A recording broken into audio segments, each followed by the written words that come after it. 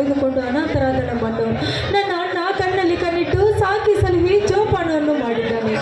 ಹೆಣ್ಣು ಮಣ್ಣು ಮಣ್ಣಿಗೋಸ್ಕರ ಬಡದಾಡುತ್ತಿರುವ ಈ ಸಮಾಜದಲ್ಲಿ ಈ ದುಷ್ಟರನ್ನು ಕಣ್ತೆರೆದು ನೋಡಲಾರೆಯ ತಂದೆ, ಕಣ್ತೆರೆದು ನೋಡಲಾರೆ. ಈ ಬಡವರನ್ನು ರಕ್ಷಿಸುವ ಭಾರ ನಿನ್ನದಾಗಿದೆ ತಂದೆ, ನಿನ್ನದಾಗಿದೆ. ಇದೇನಣ್ಣ ಅಣ್ಣ, ಬಟ್ಟೆ ಬರೆಗಳನ್ನು ಕಟ್ಟಿಕೊಂಡು ಎಲ್ಲಿಗೆ ಹೊರಟ್ರಿವೆ ಅಣ್ಣ, ಎಲ್ಲಿಗೆ ಹೊರಟ್ರಿವೆ?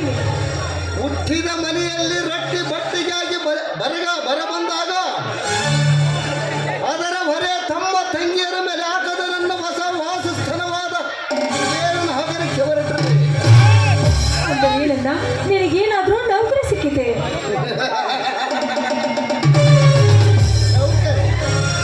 ನೌಕರಿ ಸಿಗಲು ನಾನೇನು ಹಣವಂತರ ಮನೆಯಲ್ಲಿ ಹುಟ್ಟಿರುವನೆ. ಅಕಸ್ಮಾತ್ ನೌಕರಿ ಸಿಕ್ಕರೆ ನಮ್ಮಂತವರಿಗೆ ಕಾರಕೂಲ ಚಪ್ರಾಸಿ ಅಂತ ನೌಕರಿಗಳ ಒತ್ತು ಬೇರೊಂದಿಲ್ಲ. ನೋಡಣ್ಣ, ದುಡಿಮೆಗೆ ಹೆಸರಿಡುವುದನ್ನು ಬಿಟ್ಟು ಪಾಲಿಗೆ ಬಂದದ್ದು ಪಂಚಾಮೃತ ಅಂತ ತಿಳಿದುಕೊಳ್ಳಬೇಕಣ್ಣ, ತಿಳಿದುಕೊಳ್ಳಬೇಕು. ಪಾಲಿಗೆ ಬಂದಿದ್ದು ಪಂಚಾಮೃತವೆಂದು ಎಲ್ಲರೂ ತಮ್ಮ ತಮ್ಮ ಕೆಲಸವನ್ನು ಶ್ರದ್ಧೆಯಿಂದ ಪಾಲಿಸಿದ್ದಾರೆ.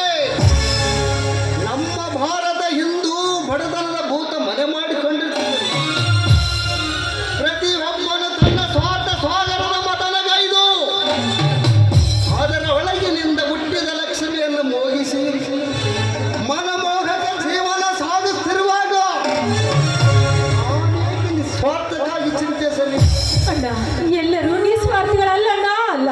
ನೋಡೋಣ, ಮಹಾತ್ಮ ಗಾಂಧೀಜಿಯವರು ಒಳ್ಳೆಯವರಾಗಿದ್ದರಿಂದಲೇ ನಮಗೆ ಸ್ವಾತಂತ್ರ್ಯ ಲಭಿಸಿತು ಅಣ್ಣ, ನಮಗೆ ಸ್ವಾತಂತ್ರ್ಯ ನನಗೆ ನಿಸ್ವಾರ್ಥ್ಯ ಮಹಾತ್ಮನಿಗೆ ದೊರೆತಿತ್ತು. ಸ್ವಾರ್ಥಿ ಒಬ್ಬನ ಗುಂಡಲ್ಲವೇ? ಇದೇ ಅಲ್ಲವೇ ನಿಸ್ವಾರ್ಥ ಜೀವನಕ್ಕೆ ಸಿಕ್ಕ ಪ್ರತಿಫಲ. ನೋಡು ಕಮಲ, ಜೀವನ ಇರುವುದು ಒಂದೇ. ಮುಂದೆ ಹುಟ್ಟುವ ಭರವಸೆ ಇಲ್ಲ, ನಾಳೆವರೆಗೆ ಬದುಕುವ ಗ್ಯಾರಂಟಿ ಇಲ್ಲ. ಇಂಥ ಜೀವನದಲ್ಲಿ ಸಿಗುವ ಅಮೂಲ್ಯ ವೇಳೆಯನ್ನು ನ್ಯಾಯ ಎಂದು ಕಾದು ಕುಳಿತು ಹಾಳು ಮಾಡಿಕೊಳ್ಳಲು ನನಗೆ ಇಷ್ಟವಿಲ್ಲ. ಈ ಜೀವನದಲ್ಲಿ ಆಸೆಗಳನ್ನು ಅನುಭವಿಸುವನೇ ಅತಿ ಜಾಣ. ಆಸೆಗಳನ್ನು ಅನುಭವಿಸಲು ಅನ್ಯಾಯ ದಾಟಬೇಕು. ಅನ್ಯಾಯ ಮಾಡಬೇಕಾದರೆ ಈ ಮಾನ ಮರ್ಯಾದೆಯನ್ನು ಮಾಡಿಕೊಳ್ಳಬೇಕು. ಅಂದರೆ ಅಣ್ಣ, ಅತಿ ಲಾಲಸಿಗೆ ಬಿದ್ದು ನಿನ್ನ ಮಾನ ಮರ್ಯಾದೆಯನ್ನು ಕಳೆದುಕೊಳ್ಳಬೇಕು ಅಂತ ನಿಂತಿರುವೆಯಣ್ಣ, ನಾನೇನೋ ನಿಂತಿರುವೆಯ? ಬರೆಯುವ ಹಣ ಸಿಗುವ ಸುಖಕ್ಕಾಗಿ ಎಲ್ಲವನ್ನು ಮಾಡಲು ಸಿದ್ಧರಿರುವೆ. ಅಂದರೆ ಇನ್ನು ಮುಂದೆ ನನ್ನ ಮಾರ್ಗದರ್ಶಕರು ಯಾರಣ್ಣ, ಯಾರು? ಇದನ್ನೆಲ್ಲ ಇನ್ನೊಬ್ಬ ಅಣ್ಣ ಚಂದ್ರಣ್ಣ. ನ್ಯಾಯ ನೀತಿ ಎಂದು ಕರ್ಮ ಜೀವನವನ್ನು ಸಾಗಿಸುವ ಧರ್ಮಿ ಅವನೇ ನಿನ್ನ ಮಾರ್ಗದರ್ಶಕ. ಅಣ್ಣ, ಅತಿ ಆಸೆಗೆ ಬಿದ್ದು ಈ ನರಕವನ್ನು ಯಾತ್ರೆಯನ್ನು ಅನುಭವಿಸಬೇಡಣ್ಣ. ಅಣ್ಣ, ಈ ಜೀವನದ ಸರ್ಗವನ್ನು ತೊರೆಯಿದರಣ್ಣ, ತೊರೆಯಿದರು. ಈ ನಿನ್ನ ಬಾಲಿಸ ಉಪದೇಶಕ್ಕೆ ಮರಳಾಗುವ ಬಾಲಕ ನಾನಲ್ಲ. ನಾ ಕಾಣುವ ಕನಸ ನನಸಾಗಬೇಕಾದರೆ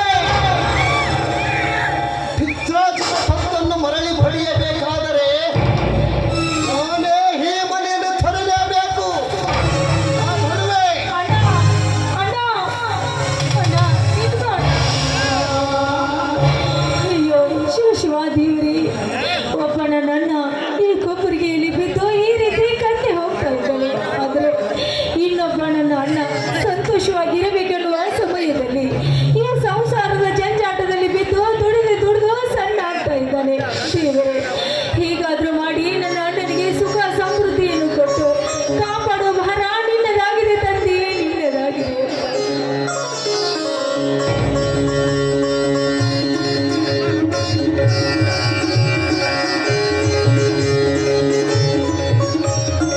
ಇದೇನು ತಂಗಿ, ಅದೇನೇನು ಚಿಂತಿಸುತ್ತಿರುವೆಯಲ್ಲಮ್ಮ?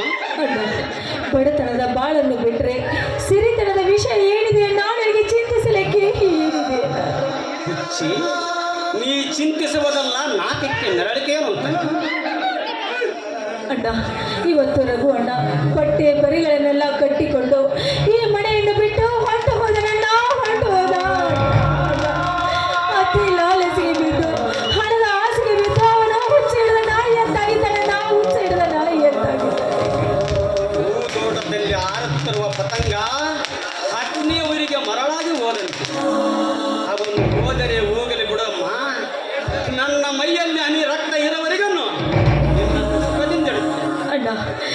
ಹುಟ್ಟಿದಾಗಲೇ ತಂದೆ ತಾಯಿಯನ್ನು ಕಳೆದುಕೊಂಡ ನಾನು, ನೀನೇ ನನಗೆ ತಂದೆ ತಾಯಿಯಾಗಿ ಸಾಕಿ ಸಲುವೆ ಇಷ್ಟು ದೊಡ್ಡವಳನ್ನಾಗಿ ಮಾಡಿದ್ದೀಯಣ್ಣ.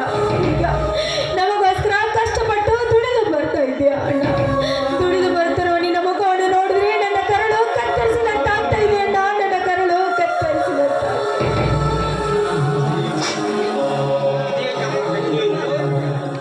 ಸತ್ಯವಾನಂತ ರಾಜನಿಗೆ ತಪ್ಪಲಿಲ್ಲ, ಕಟ್ಟಿಗೆ ಮಾರಿ ಜೀವಿಸು. ಸತ್ಯ ಹರಿಶ್ಚಂದ್ರನಂತ ದೊರೆಗೆ ತಪ್ಪಲಿಲ್ಲ, ಸುಡುಗಾಡು ಕಾದು ಜೀವಿಸು. ಇನ್ನು ನಾನ್ಯಾವ ತಂಗಿ, ಕಷ್ಟ ಮಾನವನಿಗೆ ಬರದೆ ಕಣ್ಣಿಗೆ ಬರುತ್ತದೇನಮ್ಮ. ಇವೆಲ್ಲ ಕಷ್ಟಗಳಿಗಿಂತ ಮಿಗಿಲಾದ ಚಿಂತೆಯೊಂದು ಬೆಟ್ಟದಂತ ನನ್ನ ತಲೆ ಮೇಲೆ ಇದೆ.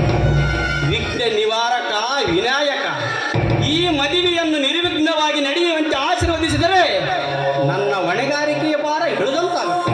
ಚೇಚೆ, ಏನನ್ನ ನೀನು ಮದುವೆ ಸುದ್ದಿಯನ್ನು ಮಾತನಾಡ್ತಾ ಇದೆಯಲ್ಲ. ಇಷ್ಟು ಬೇಗ ನಿನ್ನ ತಂಗಿ ನಿನಗೆ ಭಾರವಾದಳೆ, ನನ್ನ ಭಾರವಾಗಿ ಬೇಸರವ್ಯಾವದಮ್ಮ. ನೀನು ನಿನ್ನಯ ನೊಡಗೂಡಿ ಮದುವೆ ಎಂಬ ಸೇತುವೆಯನ್ನು ದಾಟುವುದು ನನಗೆ ಬೇಸರ. ಹಾಗೆಲ್ಲ ತಂದೆ ತಾಯಿ ಸತ್ತು ಹೋದ ನಂತರ ನೀನೇ ನನ್ನನ್ನು ಸಾಕಿ ಸಲಿವಿ ಪ್ರೀತಿ ವಾತ್ಸಲ್ಯದಿಂದ ನೋಡಿಕೊಂಡಿದ್ಯಾ ಅಣ್ಣ. ನಿನ್ನನ್ನು ಬಿಟ್ಟು ಹೋಗಲು ನನ್ನ ಮನಸ್ಸು ಹೋಗ್ತಾ ಇಲ್ಲ. ನನ್ನ ಮನಸ್ಸು ಹೋಗ್ತಾ ಇಲ್ಲ. ನಿನ್ನ ವಾತ್ಸಲ್ಯಕ್ಕೆ ನಾ ಮನಸ್ಸೋತೆ ತಂಗಿ. ಆದರೆ ನನ್ನ ಈ ಮುಗ್ಧ ಚೆಲುವಿಗೆ ಈ ವರದಕ್ಷಿಣೆ ಯುಗದಲ್ಲಿ ಎಂಥ ವರವನ್ನು ಹುಡುಕಬೇಕೆಂದು ನನ್ನ ಮನ ಚಡಪಡಿಸುತ್ತದೆ. ಅಣ್ಣ, ಈ ಭಾರತ ಸರ್ಕಾರವು ಈ ವರದಕ್ಷಿಣೆ ಎಂಬ ಪಡಂಭೂತವನ್ನು ಹೊಡೆದೋಡಿಸಬೇಕು ಅಂತ ಎಷ್ಟು ಪ್ರಯತ್ನವನ್ನ ಮಾಡಿದ್ರು ಎಲ್ಲವೂ ನೀರಿನಲ್ಲಿ ಹಾಕಿದ ಹೋಮದಂತಾಯ್ತಣ್ಣ. ನೀರಿನಲ್ಲಿ ಹಾಕಿದ ಹೋಮದಂತಾಯ್ತು. ಹಿಂದಿನ ಸಮಾಜದ ಶ್ರೀಮಂತರು, ವಿದ್ಯಾವಂತರು, ವಿನಯಶೀಲರೆಲ್ಲರೂ ವರದಕ್ಷಿಣೆ ಎಂಬ ಆಸನವೊಂದೇಳದೆ ಕುಳಿತಿದ್ದಾರಮ್ಮ. ಈ ಕಾರಣಕ್ಕಾಗಿ ಕೆಲ ಬಡ ಕನ್ಯರು ಕೈವರಸಮೆಯ ದರ್ಶನವಿಲ್ಲದೆ ಅರಮನೆಯಂತೆ ಮದುವೆಯನ್ನು ಕಾಣದ ಕಂಗೆಟ್ಟು ಕುಳಿತಿದ್ದಾರೆ. ಕಷ್ಟ ಆದರೂ ಚಿಂತೆಯಿಲ್ಲ, ಸಾಲವಾದರೂ ಪರವಾಗಿಲ್ಲ, ನಿನ್ನನ್ನು ಮಾತ್ರ ವಿದ್ಯಾವಂತ ಹಾಗೂ ಸುಖದ ಅರಮನೆಗನ್ನೇ ಕಳಿಸಬೇಕು. ಅಣ್ಣ, ಮಾತನಾಡ್ತಾ ನಿಂತಿಯಲ್ಲ, ನಿನಗೆ ಹೊಟ್ಟೆ ಹಸುವಾಗಿರ್ಬೋದು. ನಡೆಯ, ನಾವು ಊಟ ಮಾಡಿದೆ ಅಂತೆ. ಅಣ್ಣ, ಇಂದು ರಕ್ಷಾಬಂಧನ, ನಿನಗೆ ರಾಖಿ ಕಟ್ಟಿದ್ರೆ ನಂತರ ಊಟ ಮಾಡುವೆ ಅಂತೆ.